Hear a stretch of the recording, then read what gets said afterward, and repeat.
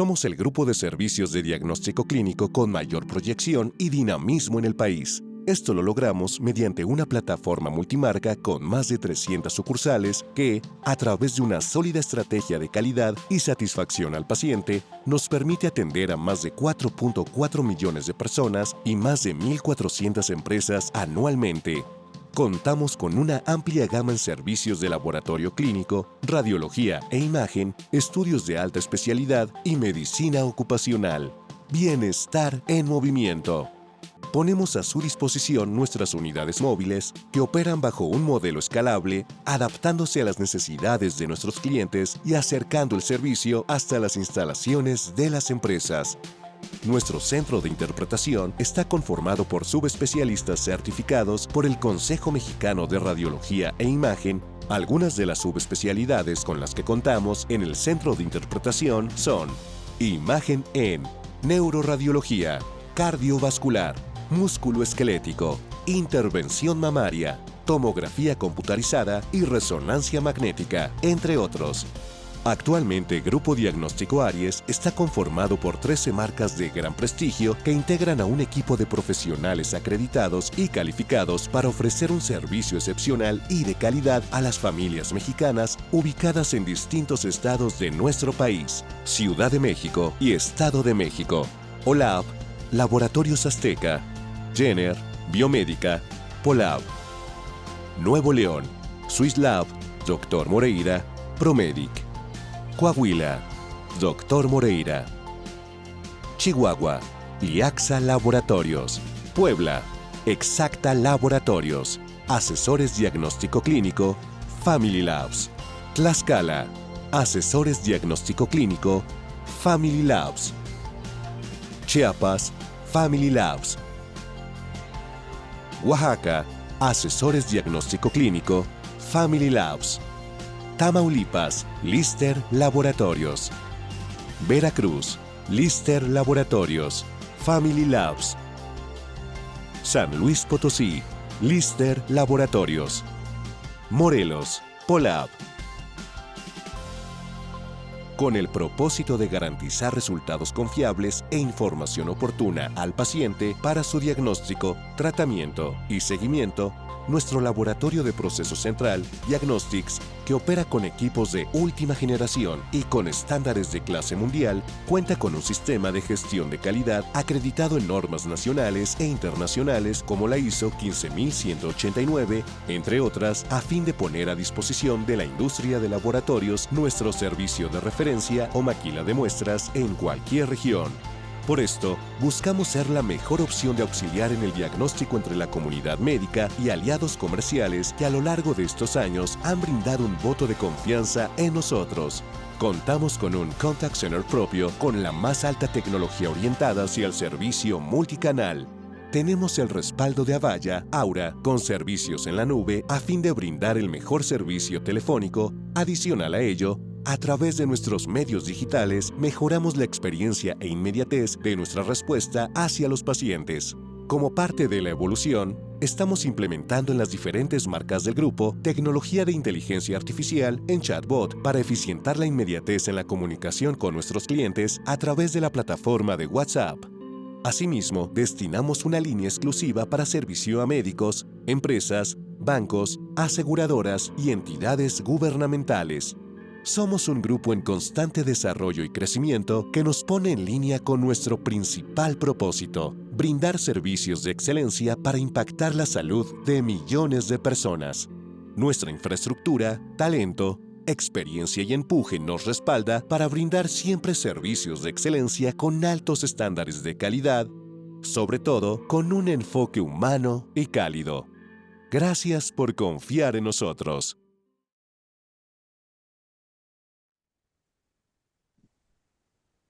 Buenas tardes.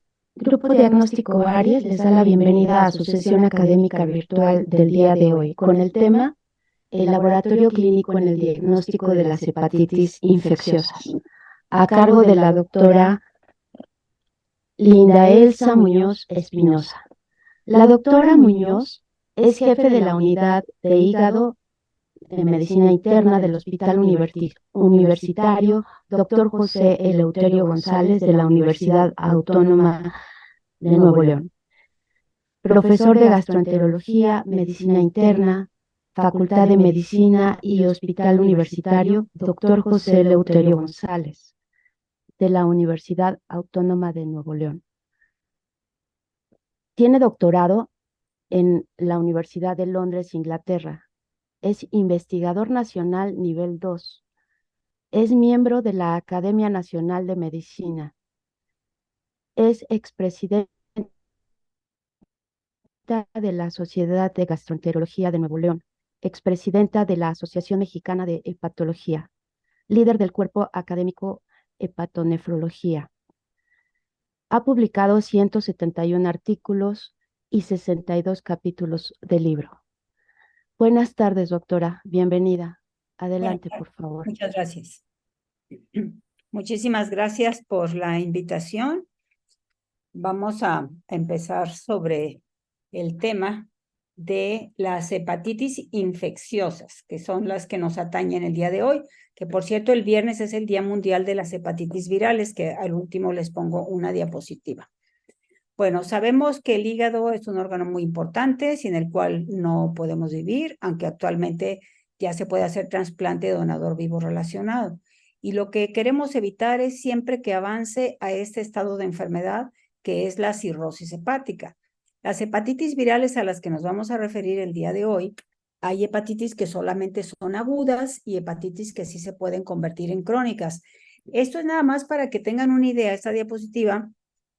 El número de publicaciones sobre artículos que están relacionados con hepatitis virales en México, publicados en Annals of Hepatology. Y como ven, la hepatitis que se lleva más artículos es la hepatitis C.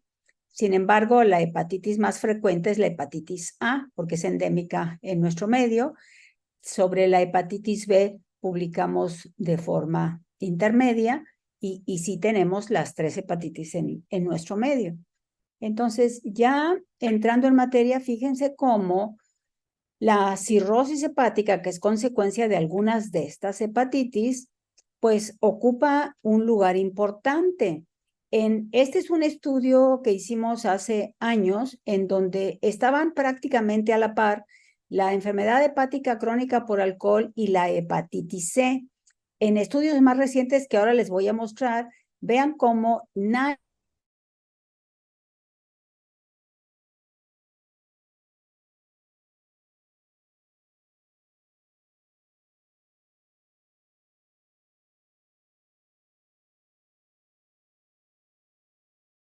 que me desconecté.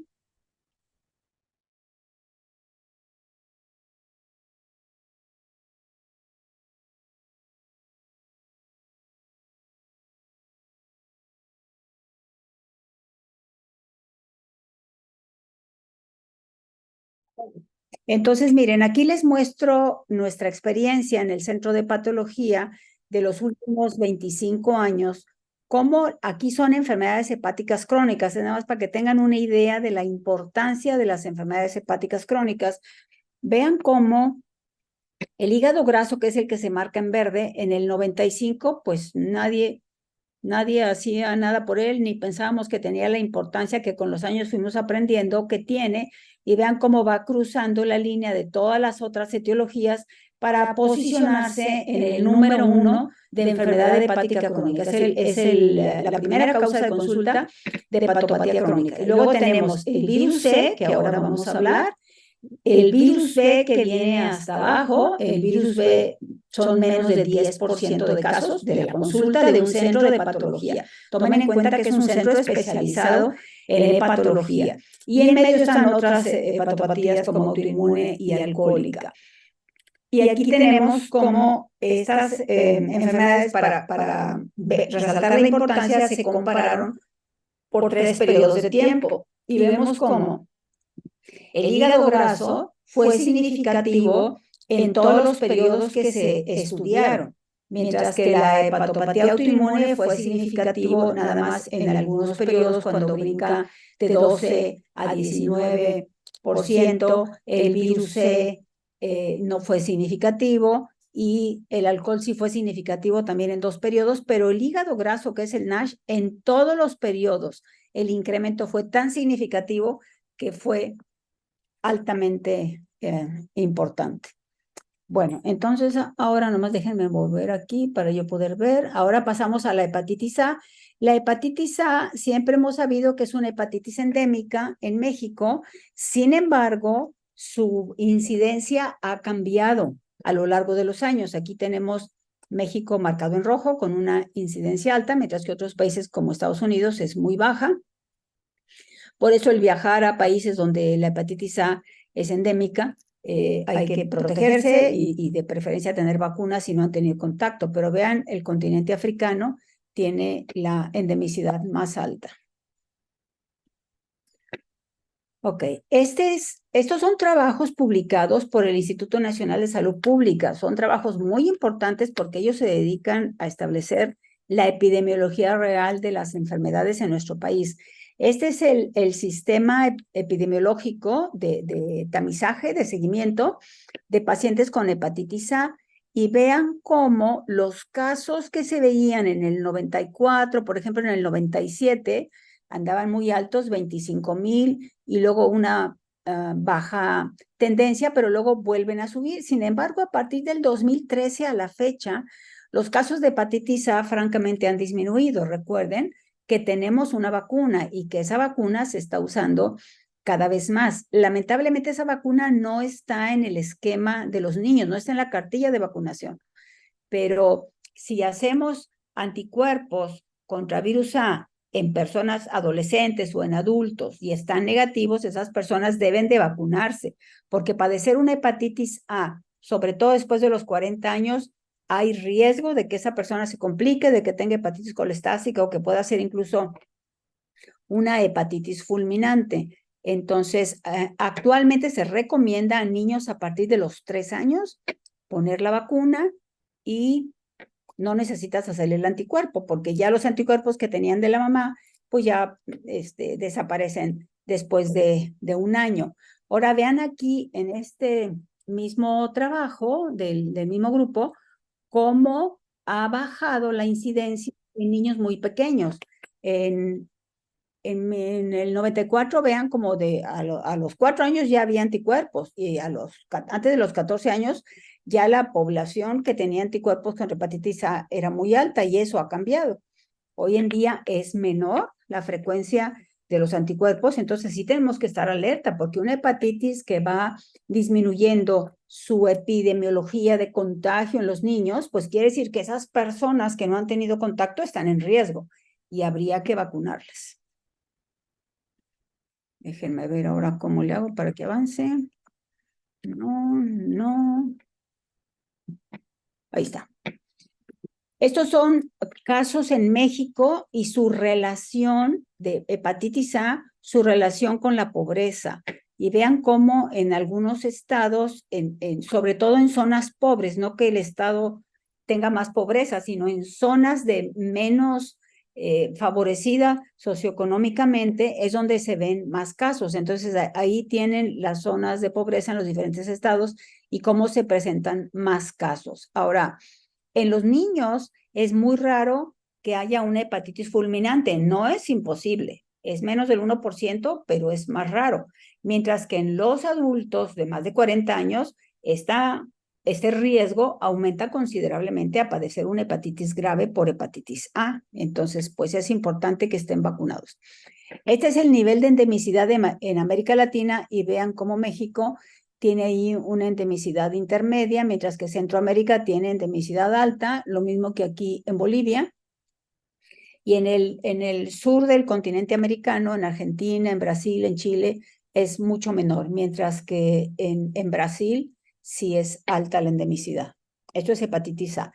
Estos son algunos factores de riesgo que tenemos que tomar en cuenta. Por ejemplo, pacientes con hepatopatías crónicas deben estar vacunados contra los virus que producen hepatitis aguda como la A o hepatitis crónica como la B, y obviamente para los virus que hay vacuna, porque ahorita todavía no tenemos vacuna para hepatitis C ni tampoco para hepatitis E.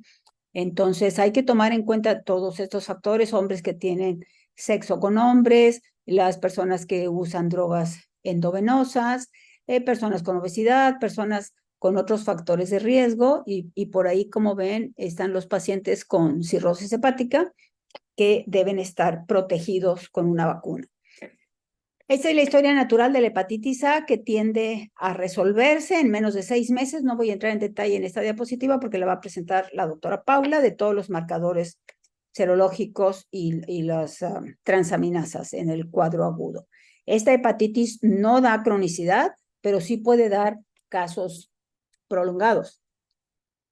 Lo habitual es que la remisión sea espontánea, no se requiere ni el reposo, a menos que el paciente se esté complicando, que tenga una colestasis importante, lo ponemos en reposo, pero 90% se curan solos y del 10 al 20% pudieran tener una hepatitis colestásica. Ahora, aquí se habla de hepatitis recurrente. En realidad no hay hepatitis recurrente, pero un mismo cuadro agudo puede aparentar que iba disminuyendo y luego tener otro brote y aparecer como 2 cuadros, pero no son 2. La hepatitis A nomás da un cuadro. El riesgo de hepatitis fulminante pues está en menos del 1% al final. Ahora, con esta hepatitis hay casos que se recuperan espontáneamente aún con hepatitis fulminante, pero claro que nadie quiere tener una hepatitis fulminante para ver si se recupera o no. O sea, lo mejor es prevenir. Cuando se puede prevenir, prevenir. Ahora, en cuanto a tratamiento, se han probado recientemente algunos antivirales que pueden tener efecto contra el virus A en laboratorio, como la ribavirina, que se sabe que es un antiviral en hepatitis, la mantadina, el sofosbuvir que se utiliza en la hepatitis B ha mostrado tener algún efecto antiviral. Pero fíjense que cuando hay brotes como epidémicos, si inmediatamente se empieza a vacunar al personal, se corta el brote epidémico, porque es tan rápida la generación de anticuerpos que en menos de un mes ya tienen anticuerpos protectores y son 2 dosis de vacuna. Entonces, pues lo mejor es que estén vacunados para no correr esos riesgos, pero también es interesante saber que si finalmente se demuestra que tenemos antivirales que pueden curar un caso de hepatitis A, pues perfecto, ¿verdad? Le da su antiviral y el paciente puede estar bien, pero eso todavía está en investigación. La vacuna es de virus vivos atenuados, se puede poner en personas no trasplantadas, en personas con trasplante de órganos no se deben usar vacunas de virus vivos. Bueno, vamos a pasar a la hepatitis B. Aquí tenemos la epidemiología mundial de la hepatitis B. En nuestro medio es baja, es menos del 2%. Sin embargo, si nos vamos al sur de México, a Chiapas, Oaxaca, por allá, la prevalencia de anticuerpos contra antígeno de superficie es mucho más alta que en el centro o en el norte, queriendo decir entonces que sí hay diferencia de endemicidad de la hepatitis B. El doctor Arturo Panduro, que está en Guadalajara, tiene una buena cantidad de artículos publicados sobre hepatitis B, y aquí pueden ver el árbol filogenético del virus B en Latinoamérica, y acá lo interesante es que con la migración de los humanos se vinieron también los virus. Estos virus tienen muchos años antes de la conquista, ya estaban aquí. Y ustedes pueden ver aquí que en hepatitis B, que los genotipos que se dan en América Latina son el G, el F y el H, pues ya venían en esas migraciones y tienen aquí más de 500 años. Este es el caso de la hepatitis A. Este es un artículo muy interesante de la doctora Román en Guadalajara. Y aquí podemos ver también la migración del virus B en América Latina, pues desde Estados Unidos, ¿verdad? Que fue por donde llegaron, por el estrecho de Bering. Y ahí tienes cómo llegan a México ciertos genotipos. En México está el G y el H, y ya si te vas a Sudamérica son el F, principalmente, y diferentes subtipos del F. Entonces, ahí se muestran las migraciones. Ahora, en cuanto al virus D, antiguamente llamado Delta, este es un virus defectuoso, es un virus pequeño que no puede replicarse solo, pero este virus se encontró muy bien con el antígeno de superficie del virus B. Entonces, utiliza la envoltura del virus B y se recubre para poderse replicar, pero se replica como Delta. Entonces, el riesgo de la infección por virus Delta es en personas que padecen hepatitis B no infecta a nadie que no tenga hepatitis B, y la infección puede ser coinfección al mismo tiempo, infectarse con los dos virus, o sobreinfección. En un portador de virus B se sobreinfecta con virus D y entonces ahí el pronóstico empeora. Esto quiere decir que a todos los pacientes con hepatitis B tenemos que buscar siempre el virus Delta. La prevalencia es baja. Aquí en el norte hemos publicado 2 artículos en el norte. Uno fue del Seguro Social, del doctor Casillas cuando estaba en el Seguro Social, y otro lo publicamos nosotros. Y la coinfección es bastante baja. Fue nada más 3% y en los 2 artículos tuvimos exactamente las mismas cifras. Ya más reciente, no sé si se han hecho publicaciones, por lo menos no las he visto, pero es baja. Pero eso no quiere decir que no lo busquemos. Lo tenemos que buscar porque cambia la historia natural de la enfermedad, como pueden ver ahorita. Tienes aquí una persona con replicación persistente y al momento que se sobreinfecta con el virus Delta, entonces la enfermedad se hace más seria, hay recaídas importantes, puede haber incluso falla hepática grave, y entonces lo tienes que buscar porque el tratamiento que sí existe para hepatitis B es más complejo cuando están sobreinfectados por virus D. Como este virus no lo podemos curar y sí hay vacuna, pues lo que debes hacer es vacunarte. Todas aquellas personas, todos ustedes que hayan nacido de 1999 para acá, están protegidos porque esta vacuna está en la cartilla de vacunación. Mientras que personas que nacimos antes, pues nos tuvimos que vacunar, ¿verdad? Ahí no nos queda de otra. Pero esa vacuna sí te protege. Ahora, es de suma importancia que estemos vacunados, porque si te llegas a infectar con este virus, no hay tratamiento curativo. Todos los tratamientos, que sí los hay y son varios, pueden controlar el virus, mantenerlo ahí en el hígado, pero no replicar a sangre periférica. Pero este virus, una vez que infecta y que se queda ahí muchos años, se replica con el mismo DNA del hospedero, con su mismo DNA del hígado se está replicando. Entonces es un virus que se integra y eso le da el riesgo de convertirse en algo maligno, de hacer hepatocarcinoma. Entonces, fíjense, son virus muy importantes que mejor hay que vacunarse. La vacuna bien puesta, que son 3 dosis, 0, 1 y 6 meses, te protege de por vida.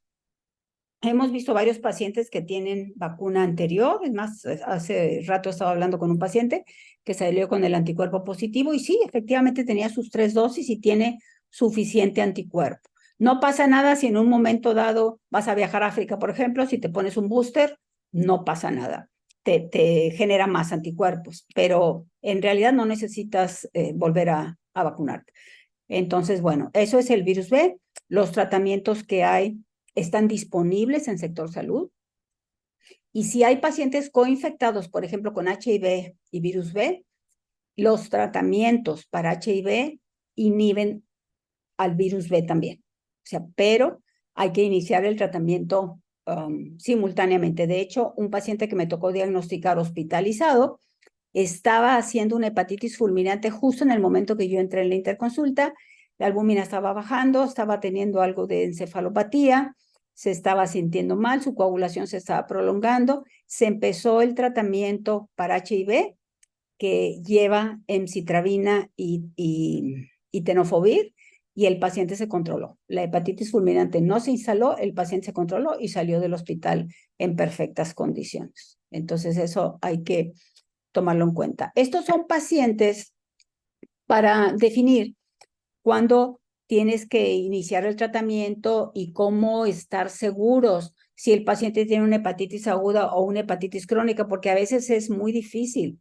Ya contamos con métodos no invasivos que nos pueden determinar si el hígado está muy duro, si tiene fibrosis avanzada o no, pero ojo, cuando hay una hepatitis aguda, hay una inflamación importante. Si en ese momento le hago un método de elastografía, me va a decir que está muy mal, que tiene cirrosis, aunque el paciente no tenga cirrosis, porque simplemente la congestión hepática puede aumentar los kilopascales. Entonces, imagínense una inflamación en todo el hígado, me va a dar kilopascales muy altos y voy a tener una idea errónea de que el paciente es cirrótico.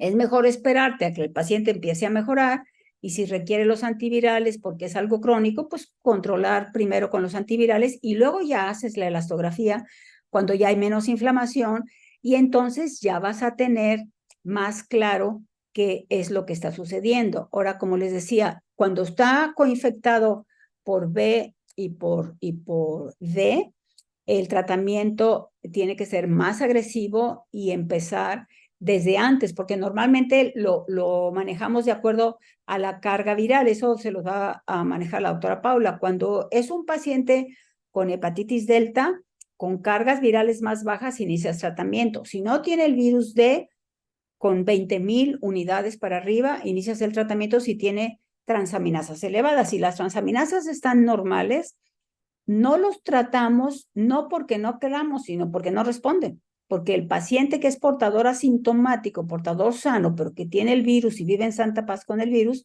pues ese paciente no va a responder, a menos que haga episodios de elevación de transaminasas, porque la elevación de transaminasas significa que ese hígado está luchando para eliminar el virus, mientras que el hígado que vive en santa paz con el virus no se hacen daño ni uno ni otro, no va a responder antivirales. Es solamente cuando tienen esa respuesta.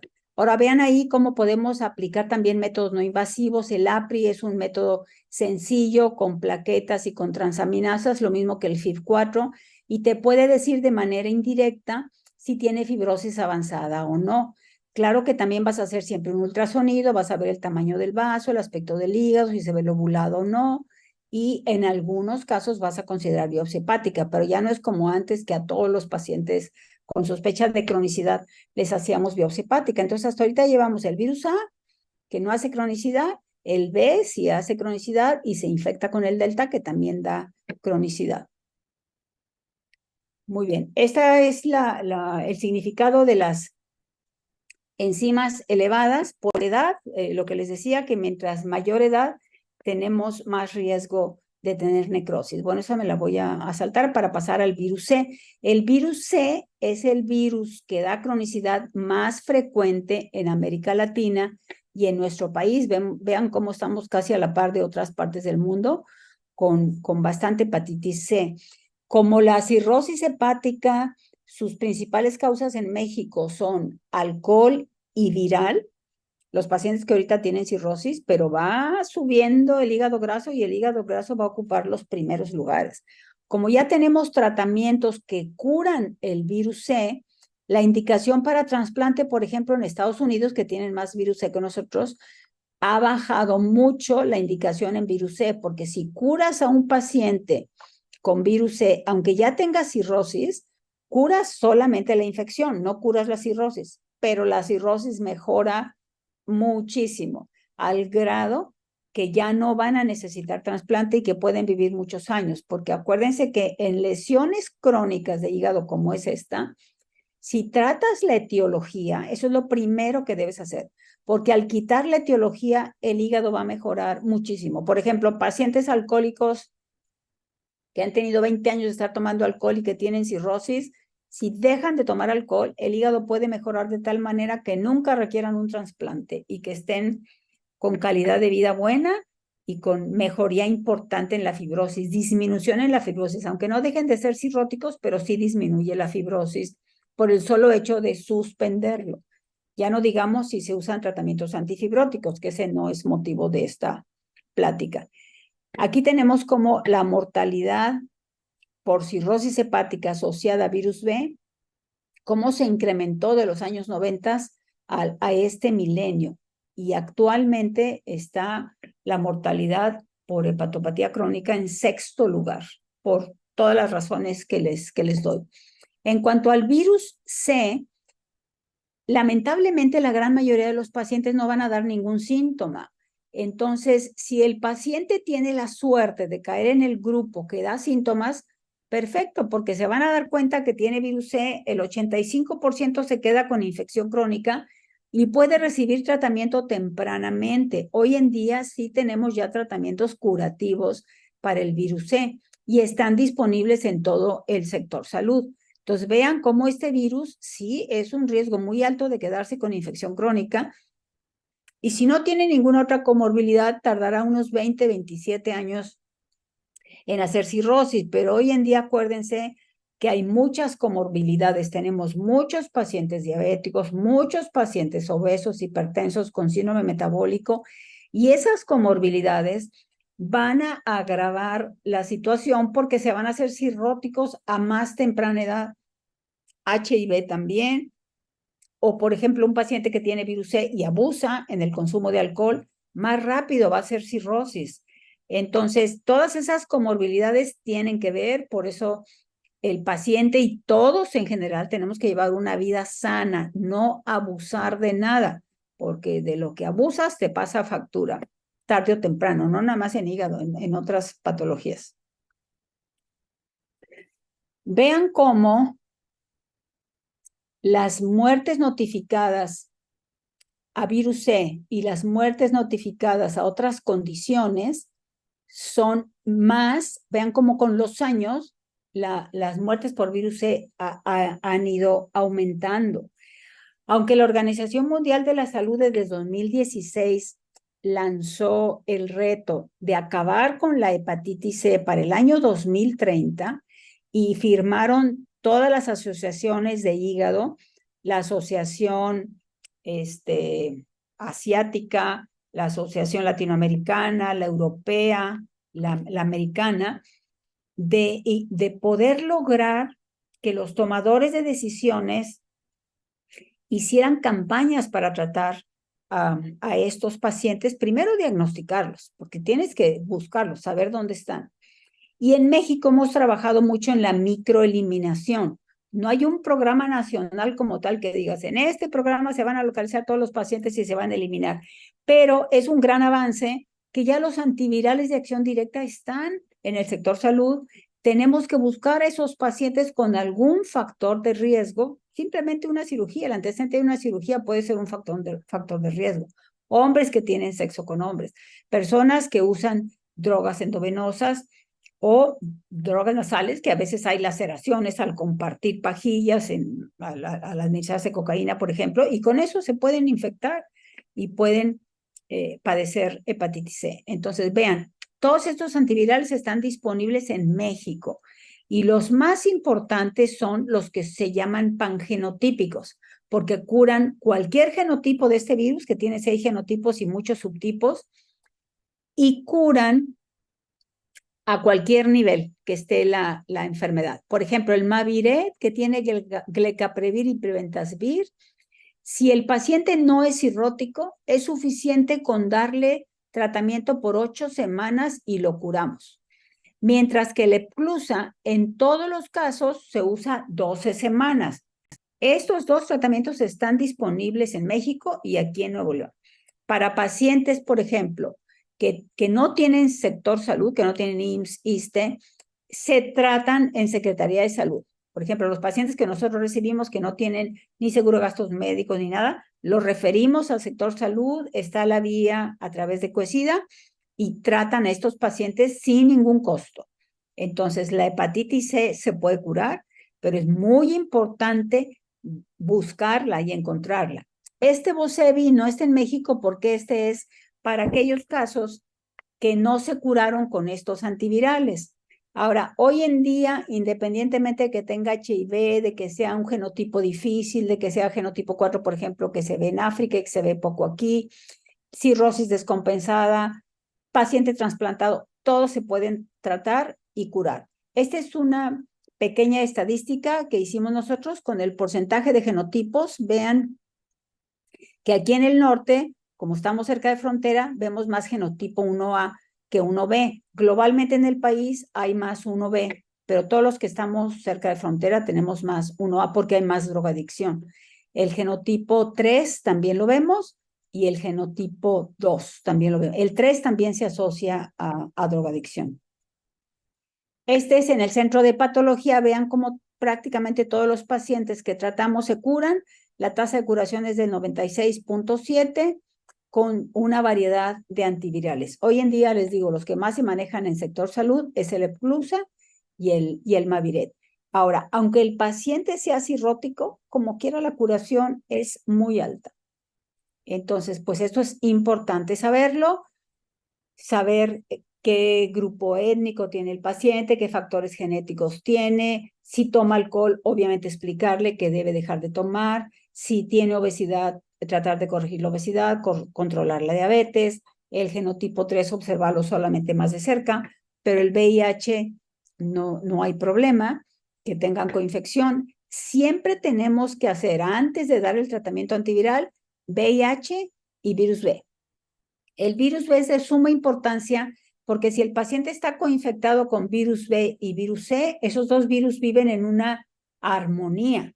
Si tratamos primero el virus C, entonces el B puede crecer de manera insospechada y causar una hepatitis fulminante. Eso se vio cuando llegaron los antivirales a nivel mundial, cuando se empezaron a utilizar, y en Asia sucedió eso, hubo hepatitis fulminante por virus B. Entonces, hoy sabemos que si el paciente está coinfectado, primero tratas el virus B, le das sus antivirales, lo controlas, carga viral negativa, ahora sí, empezamos a tratar el virus C sin suspender el virus B. Mientras que el HIV, el paciente con HIV y virus B se trata exactamente igual que si no tuviera HIV y se va a curar igual del virus B y va a seguir con su tratamiento para HIV. Entonces, estos son puntos así muy importantes.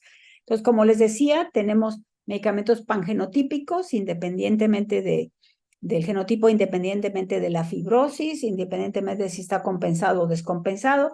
Lo único que hacemos con el descompensado es que le agregamos ribavirina para que elimine más rápido la infección, o de lo contrario tendríamos que prolongarla por 24 semanas en lugar de 12.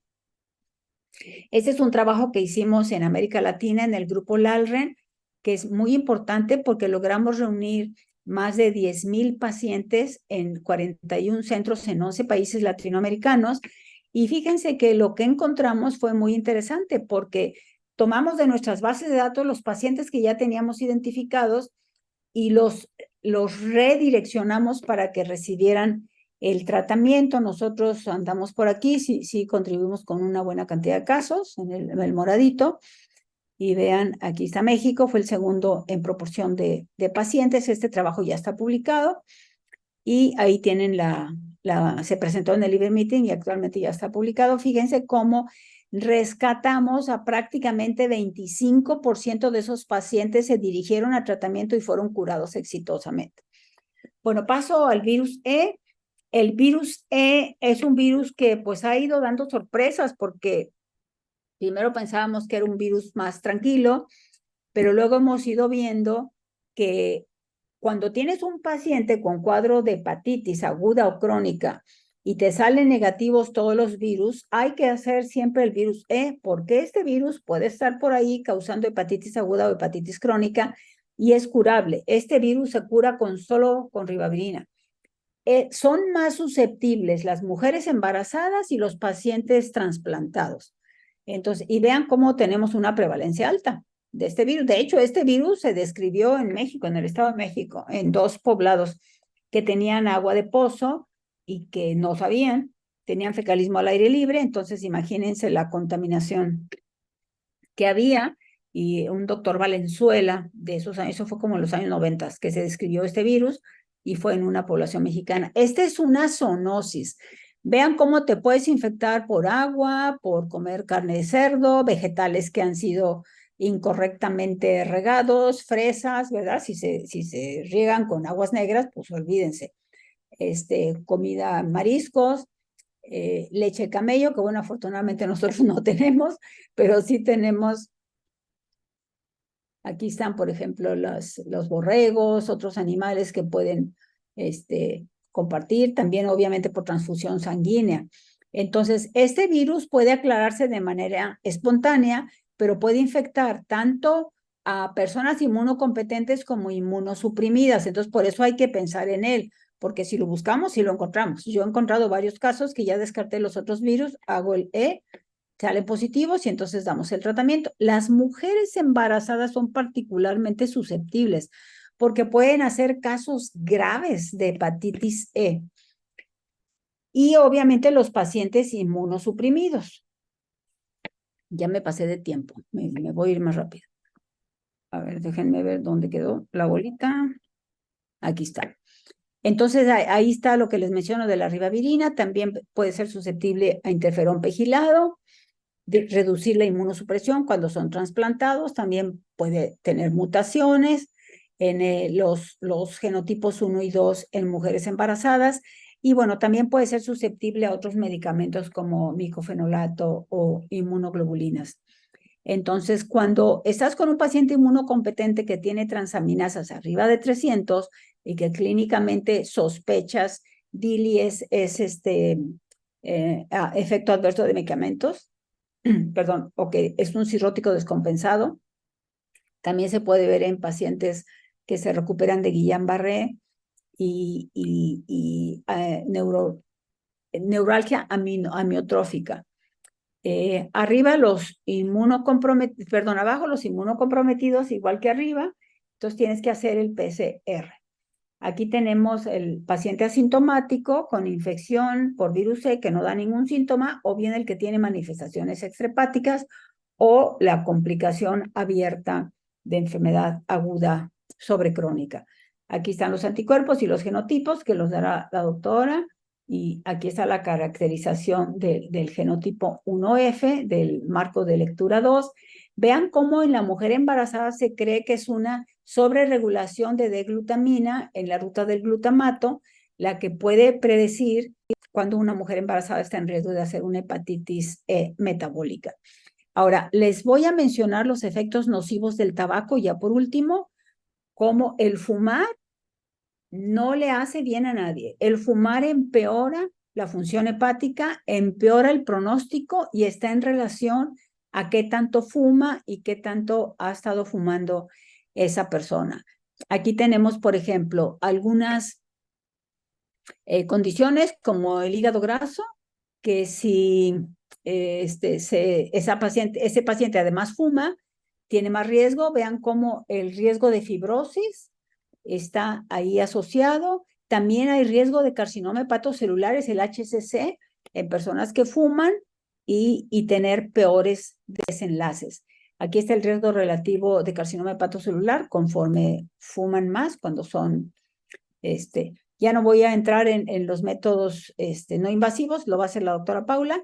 Y por último, mostrarles cómo estamos trabajando en la revinculación y en la microeliminación de hepatitis C en este programa que estamos haciendo con Secretaría de Salud, capacitando a todos los médicos de primer contacto para que sean referidos correctamente los pacientes, primero que sea buscada la hepatitis y luego que sean referidos a Coexida o Capacits para que reciban el tratamiento pangenotípico. Entonces, por ahora eso es lo que estamos haciendo, y como es a nivel estatal, pensamos que podemos incidir en que todos estos pacientes en riesgo, alto riesgo de infección por virus C, puedan estar mejor. Me voy a brincar esta diapositiva y nada más ponerles el objetivo de la estrategia de la OMS para que las hepatitis realmente nos estemos acercando a eliminarlas para el año 2030. Imagínense, si solamente el 5% de las personas que tienen infección crónica lo saben, imagínense si estamos cerca de ese objetivo. No lo estamos. Y este es nada más para hacerles énfasis en la enfermedad metabólica, que es tan importante con tanta obesidad que tenemos en el medio, para que corrijamos si nosotros tenemos el problema o que ayudemos a nuestros pacientes. La diabetes en Nuevo León es la prevalencia más alta de todo el país, de manera que tenemos que estar muy conscientes de esos problemas y de todo lo que se relaciona con diabetes, con síndrome metabólico, porque el riesgo no nada más es hígado, el riesgo es cáncer a cualquier nivel, enfermedades cardiovasculares, desnutrición crónica. Aunque haya obesidad, hay desnutrición porque tienen sarcopenia y todas las complicaciones. Bueno, ya no me voy a entretener más. Los invito al Día Mundial contra las Hepatitis Virales. Este viernes 28 de julio vamos a estar dando pláticas en el Centro de Patología con profesores expertos del Hospital Universitario. Lo pueden ver entrando nada más en Facebook Live a Centro de Patología. Ahí se van a dar las pláticas, es en la mañana, dura 3 horas, y si no lo pueden ver en ese momento, más adelante pueden ver, todas las pláticas se quedan grabadas en Facebook Live. Les agradezco mucho su atención. Muchísimas gracias. Muchas gracias, doctora Muñoz. Muy interesante su presentación. Muchas gracias. También los invitamos que si pueden, por favor, pasarnos sus preguntas. Y bueno, vamos con la segunda parte de la plática, que está a cargo de la doctora Paula Cordero Pérez. La doctora Paula Cordero estudió la licenciatura de Químico Clínico Biólogo. eh, Además, es doctora en ciencias con especialidad en química biomédica. Estas ambas las estudió en la Facultad de Medicina de la Universidad Autónoma de Nuevo León y en el doctorado recibió además el reconocimiento al mejor estudiante de doctorado. Tiene gran experiencia en la docencia y es autor y coautor de 32 publicaciones en 74 indexadas, 18 en revistas con arbitraje, 22 capítulos de libro y un libro editado. Es titular de tiempo completo, subdirectora de la licenciatura de Químico Clínico Biólogo de la Facultad de Medicina de la Universidad Autónoma de Nuevo León. Además, es responsable sanitario y coordinador del laboratorio de la unidad de hígado del Hospital Universitario Dr. José González. Dentro del Sistema Nacional de Investigadores tiene el nivel 2 y dentro de las líneas de investigación se encuentran como química biomédica, hepatología y nefrología básica y clínica. Bienvenida, doctora Cordero. Muchas gracias. Adelante, por favor.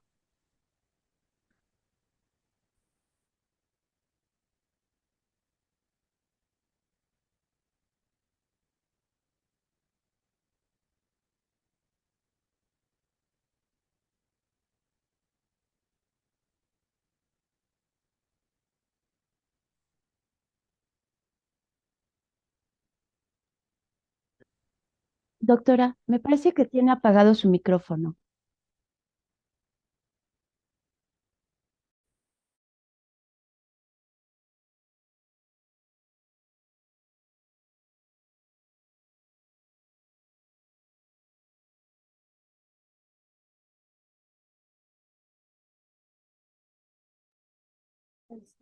¿Me escuchan? Perfecto. Muchas gracias, pues muy buenas noches, gracias por la invitación. Voy a irme un poquito rápido porque ya vamos un poquito apresurados en el tiempo, pero ya con la plática que dio la doctora Muñoz, nos vamos a entender prácticamente estos conceptos que nos van a quedar un poquito claros para la cuestión del diagnóstico. ¿Cómo se avanza esto? ¿Quién me van a avanzar?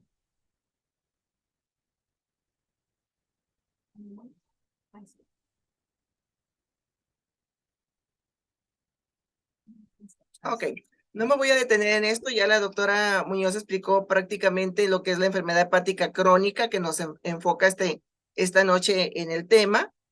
Y quiero comentarles que de acuerdo a nuestra experiencia en el Centro de Patología, les presento esta imagen donde queremos concientizar la importancia de un diagnóstico oportuno para no llegar a ver estos hígados, que generalmente es como nos llegan nuestros pacientes, lamentablemente muchos de ellos, y donde muchos de ellos terminan como en la parte final con el desarrollo de carcinoma hepatocelular por las diferentes etiologías que mencionó la doctora en su presentación.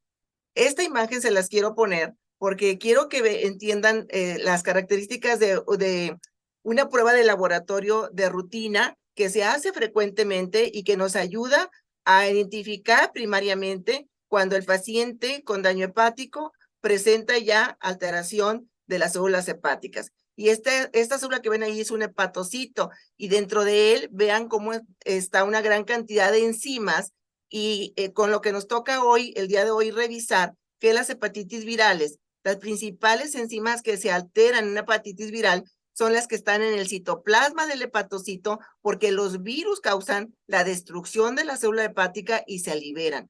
Y entre las que más buscamos en el laboratorio y por lo cual los pacientes nos llegan es porque van a hacerse un examen de rutina y el médico les dice, oye, traes elevación de las transaminasas, de la ALT, de la ST, y entonces ahí es donde vienen y empezamos a ver cuál es la etiología y muchas de ellas son de origen viral. Bueno, las pruebas de función hepática se pueden clasificar en aquellas que buscamos la situación de necrosis celular. En estas ustedes pueden observar que se encuentran todas las enzimas hepáticas, la ALT, la ST, la relación AZT-ALT que emplean muy frecuentemente todos nuestros médicos y la LDH. Hay otras que están relacionadas a otro tipo de daño, como en el caso de la colestasis o metabolismo aniónico orgánico, como son la fosfatasa alcalina, la gamma GT, otras asociadas a un problema de síntesis hepática, como la albúmina y el tiempo de protombina, y las pruebas inmunológicas que hacemos en nuestra área muy frecuentemente para diagnosticar otro tipo de etiologías que afectan a este órgano. En esta tabla, no quiero que la aprendan, quiero que sepan que esta información se las podemos compartir sin ningún problema.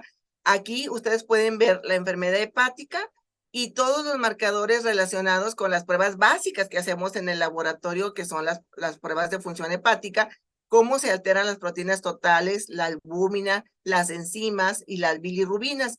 Y obviamente va a depender del agente que le cause daño al hígado. En el caso de las hepatitis virales, que es lo que nos toca el día de hoy, pueden presentarse como una hepatitis aguda y ustedes ven que la AST y la ALT son las que normalmente se pueden alterar. En otras etiologías como la hepatitis crónica, pues también estas enzimas están ampliamente alteradas, pero no en la alcohólica también, en la obstrucción extrahepática, etcétera, etcétera, por lo cual es muy importante que el médico establezca el tipo de inductor de daño que sospeche y así se puede apoyar con las pruebas de función hepática que le van a dar una idea de qué tipo de daño está presentando el sujeto o el paciente.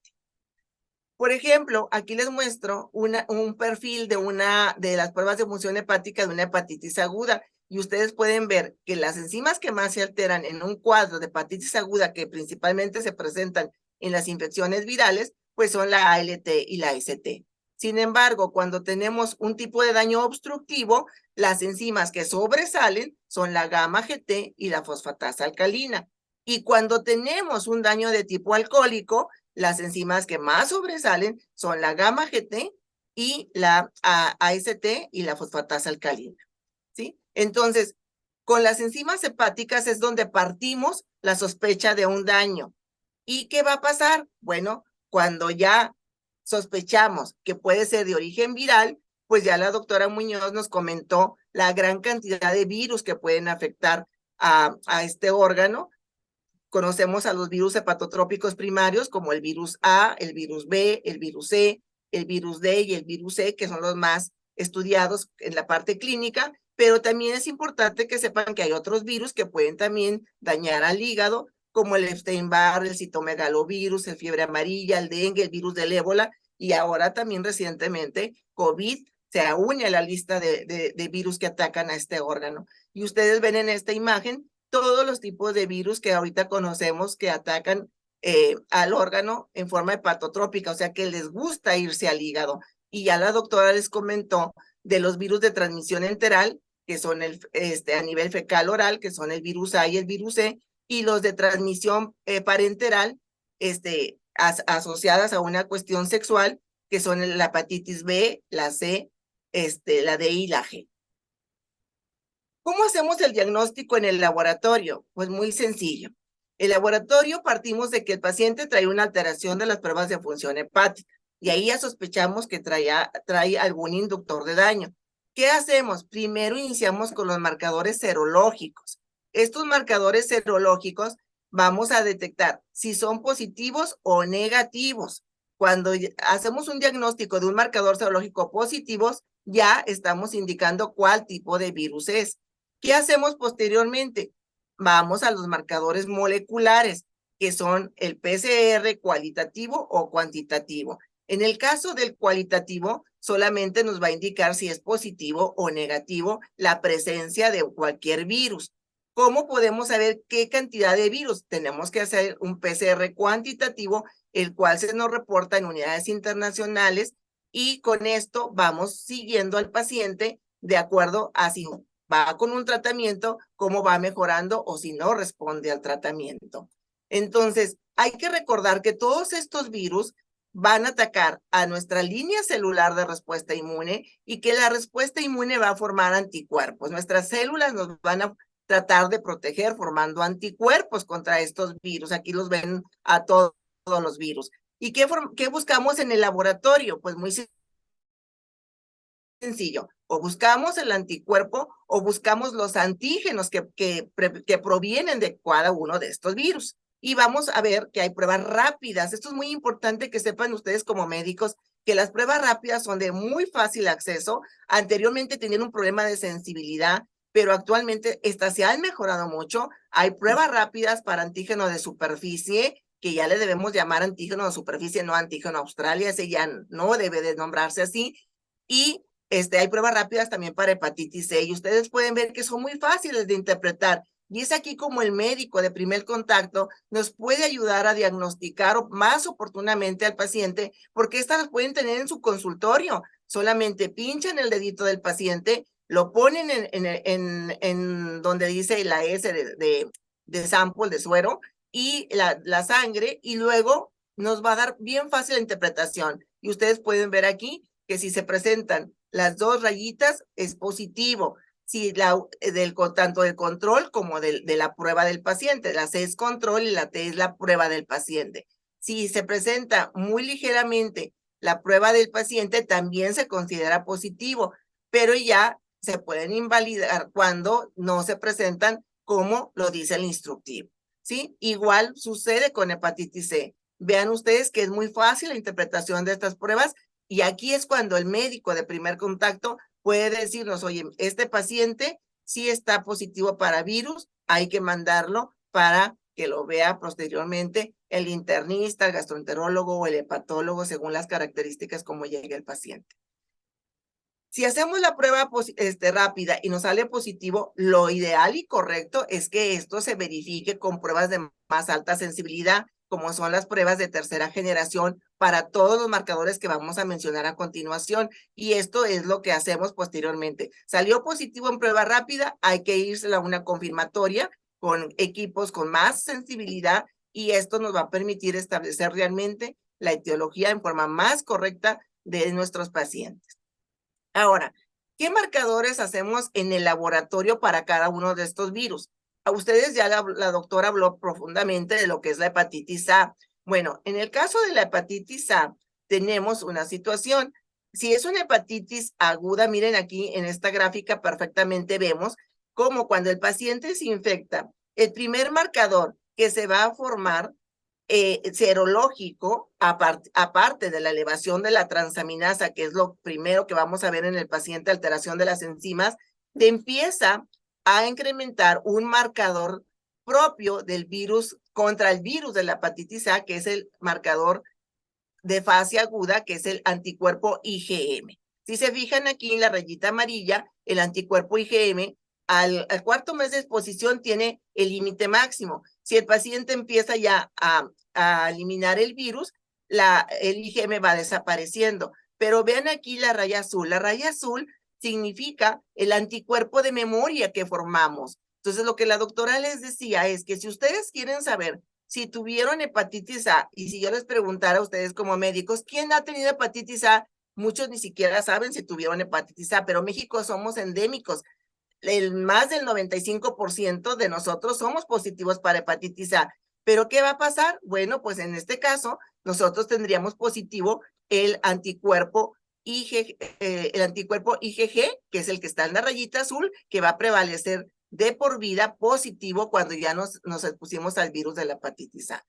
Si en dado caso este anticuerpo está negativo, ya la doctora les mencionó que hay que vacunarnos, ¿sí? En el caso de la hepatitis E, que es el otro virus de actividad, vean también cómo se elevan las enzimas, también cómo se eleva el anticuerpo IgM, que es la fase aguda. Siempre cuando hacemos una fase aguda, el anticuerpo que vamos a detectar es de tipo IgM, y puede ser para hepatitis A, para hepatitis E, que estamos viendo aquí, y vean cómo a la vez también aparece un anticuerpo de tipo IgG que va a prevalecer cuando ya tuvimos contacto con este virus. Entonces, muy sencillo, si buscamos una fase aguda, si nos llega el pacientito con una ictericia y sospechamos de una fase aguda por estos virus de característica oral fecal, de infección oral fecal, vamos a buscar las transaminasas y vamos a buscar el anticuerpo IgM. Si sospechamos que ya estuvo en contacto con estos virus, vamos a buscar los anticuerpos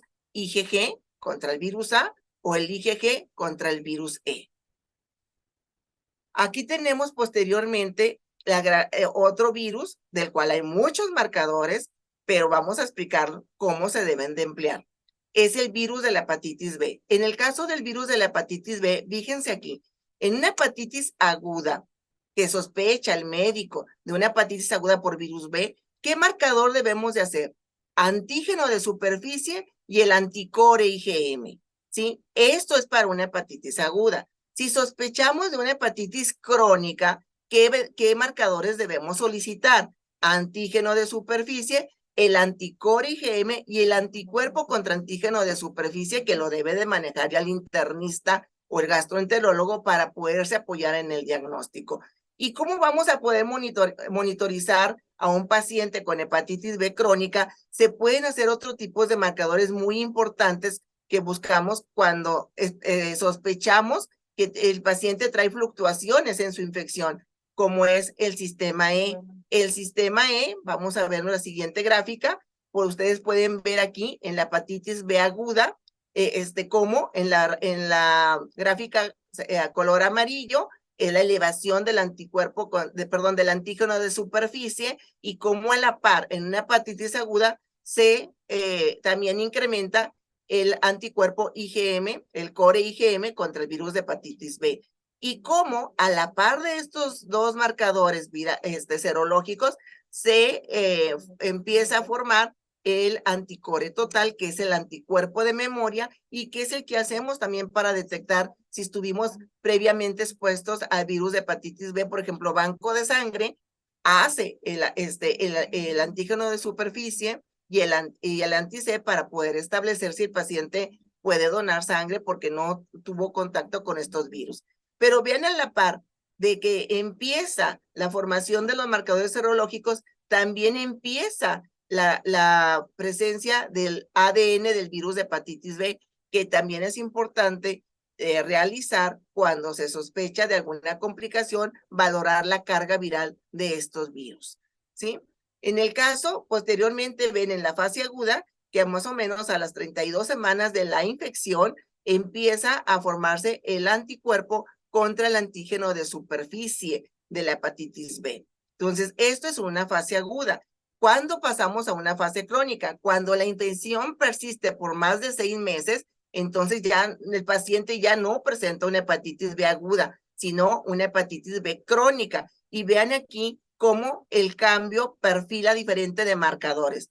¿Qué vamos a buscar? Miren el antígeno de superficie, cómo se mantiene estable en el marcador, en la fase crónica, y cómo el IgM decae totalmente porque ya no es una fase aguda. ¿Y qué tenemos presente? Pues tenemos el antígeno E y el anticuerpo contra el antígeno E cuando la infección termina la replicación del virus, se empieza a formar el anticuerpo contra el antígeno E. Entonces, estos marcadores de preferencia los deben de solicitar los médicos internistas, los gastroenterólogos, porque le van a permitir ver y dar seguimiento de la replicación de los virus. Ahora, en el caso del virus de la hepatitis C, este es un virus que lamentablemente no detectamos en fases agudas, al menos de que, por ejemplo, un personal de salud por error accidente se pique con algún paciente y empiece con un cuadro, sí podemos detectar la fase aguda. Desafortunadamente en personal de salud, que es donde pudiéramos tener esa situación.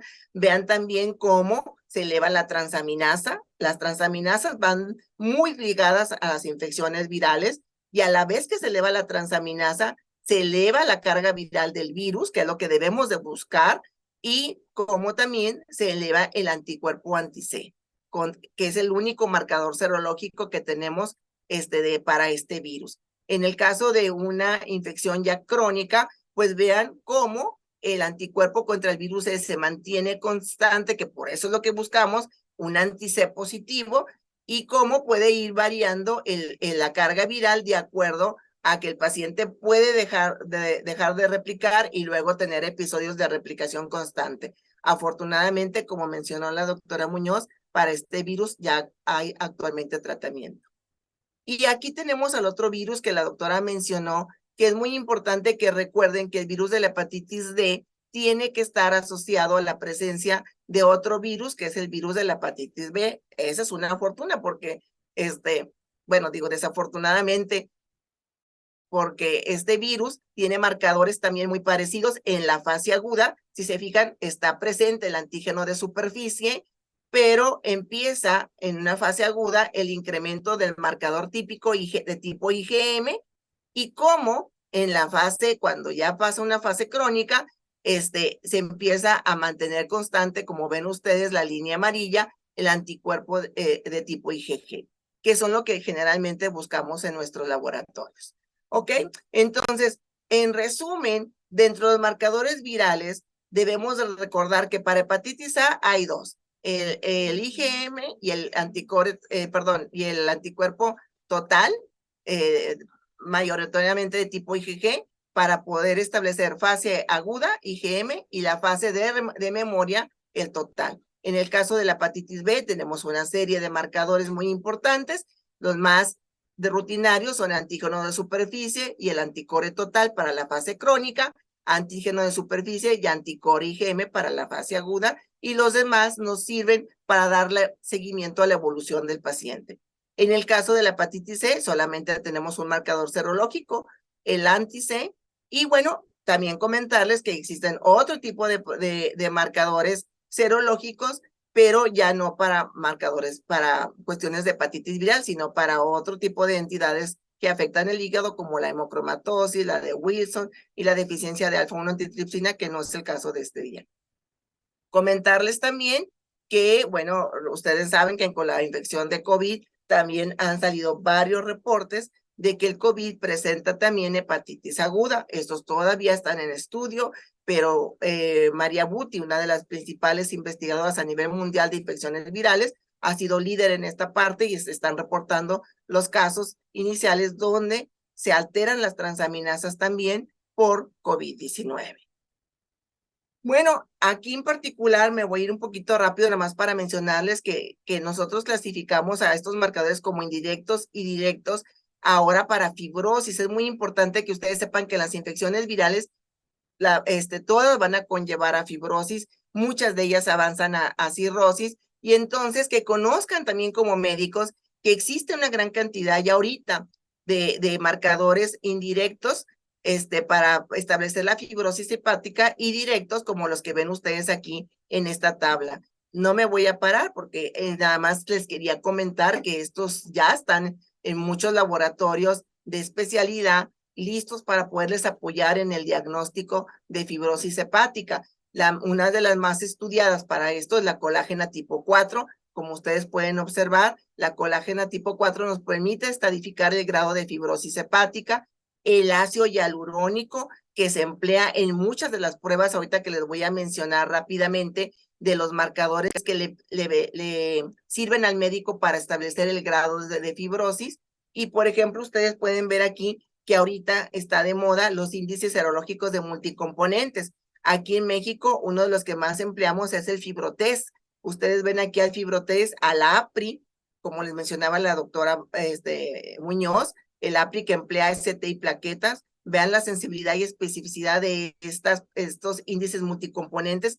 Y les comentaba del Fibrotest, donde se emplea la edad, el género, la gamma GT, los niveles de bilirrubinas, la alfa-2 macroglobulina, la apolipo y la aptoglobina, para establecer el grado de fibrosis. Y así, los que ustedes pueden ver ahí en esta tabla.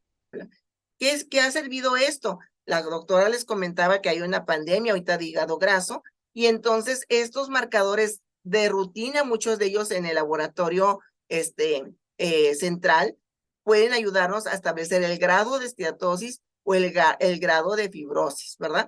Y claro, empleando una serie de marcadores que se cuantifican en el laboratorio. Ustedes ven aquí, por ejemplo, el FLI, el esteatotest, el FI4 que les mencionaba la doctora, el APRI y el FI4 vean, emplean marcadores de rutina que hacen ustedes y piden al laboratorio todos los días la plaqueta, ST y ALT, y les pueden ayudar a ustedes como médicos a estadificar el grado de daño de su paciente. Hay otros más nuevos, como la citoqueratina 18, que a nivel mundial se está ampliando ya en muchos estudios para valorar el grado también de fibrosis. Tenemos aquí otros, como ustedes pueden observar, gran cantidad de biomarcadores séricos que ya se están empleando para EXNA. Me voy a ir rapidito aquí. Les quiero comentar que ya hay en el mercado dos pruebas para fibrosis con marcadores serológicos. Una es el fibrometer. De hecho, este es el fibrometer, así se manejaba para NAFL, ahora ya es MAFL. Acuérdense que ya cambió la nomenclatura recientemente de esta etiología. Y vean qué marcadores emplea: plaquetas, AST, ALT, ferritina y glucosa, ¿sí? En el caso del fibrometer para alcohólico, emplea la alfa-2 macroglobulina, el ácido hialurónico que comentábamos, la tasa de protombina y las plaquetas.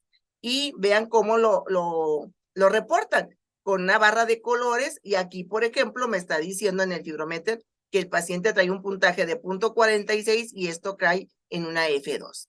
Por otro lado, tenemos el Fibromax. El Fibromax está compuesto por el Fibrotest, el Esteatotest, el Actitest, el NAX-Test y el ASTEST. Y cada uno de ellos nos va a servir para estadificar qué grado de actividad, de inflamación, si el daño es por alcohol, si el daño es por hígado, por obesidad.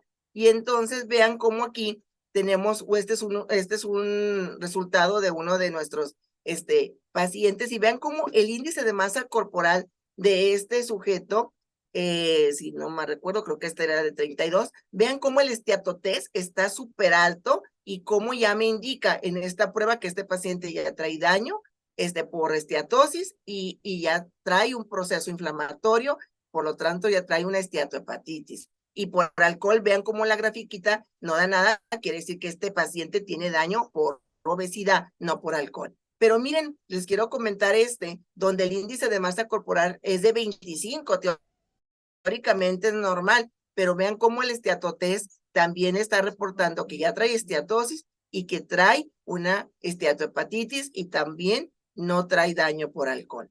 Entonces, ¿qué más se está haciendo a nivel internacional? Ahorita es lo que se está manejando, el uso de los biomarcadores circulantes emergentes, y muchos laboratorios ya, sobre todo de especialidad, están trabajando con los microRNAs. Los microRNAs, el más utilizado y el más estudiado ahorita en enfermedad hepática es el microRNA 122. No les voy a hablar de él, pero vean aquí a la citoqueratina 18, a la ferritina. Muchas citocinas se están empleando para establecer el daño de avance. Y quiero terminar además con esta diapositiva, comentarles que también ya existen otro tipo de pruebas. Esto está en Europa, que es el Lower Liver. El Lower Liver es una prueba que se hace por metabolómica y que va a diagnosticar a través del perfil lipídico, porque se detectan más de 110 lípidos, va a estadificar el grado de daño por grasa en el paciente con enfermedad hepática. Y bueno, esto ha permitido diferenciar, vean aquí, cómo de acuerdo a la esteatosis, así presenta NASH o el perfil de los lípidos es totalmente diferente. Esta prueba ya está patentada y ya está en uso en Europa. No ha llegado todavía a México, esperamos que llegue y podamos diagnosticar de una forma mucho más precisa el grado de fibrosis en nuestros pacientes. Muchas gracias por su atención. Y yo quiero agradecer, antes de retirarme, pues a todos los pacientes, que es por quien hacemos el trabajo, y al equipo de la unidad de hígado, que es con quien trabajamos y que no podemos hacer nada sin el apoyo tanto de nuestros queridos pacientes como de nuestro personal. Muchas gracias. Bueno, entramos a la sesión de preguntas y respuestas y también invitamos a la doctora Muñoz a que se integre con nosotros. Preguntan, ¿cuál de las infecciones por virus de hepatitis se relaciona más con cáncer hepático?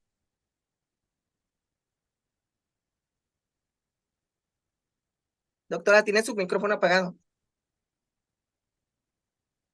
No se prendió, no se había prendido.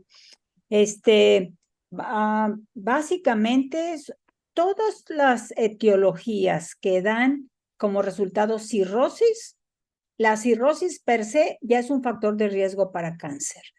Y de los virus hepatotrópicos, que fue de los que yo hablé, el virus C y el virus B son los que causan con mayor frecuencia cáncer.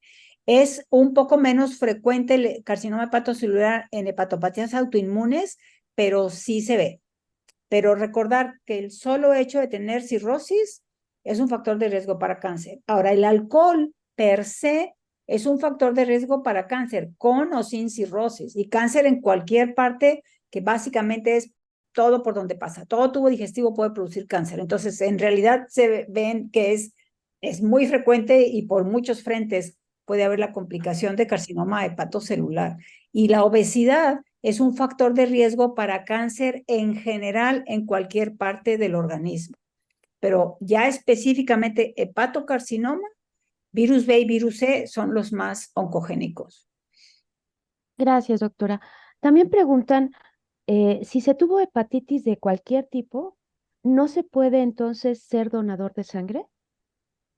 Pues lamentablemente, a ver si la doctora Paula nos ayuda a que los bancos de sangre puedan recibir pacientes que hayan tenido hepatitis y que estén curados. El problema es que queda un marcador. Entonces, si yo tengo un paciente que curé de hepatitis C, que ya no tiene virus C, pero le queda una huella de que alguna vez tuvo el virus C, entonces un banco de sangre no va a recibir nunca un paciente como donador que tiene esa huella. Por ejemplo, en virus B, sabemos que ese virus, aunque se cure la persona y tenga el anticuerpo contra el antígeno de superficie, si esa persona llegara a donar un órgano, por el hecho de que se bajan las defensas en la donación, el cccDNA del virus B prácticamente no desaparece, sobre todo se queda en el hígado y puede reactivarse en un estado de inmunosupresión.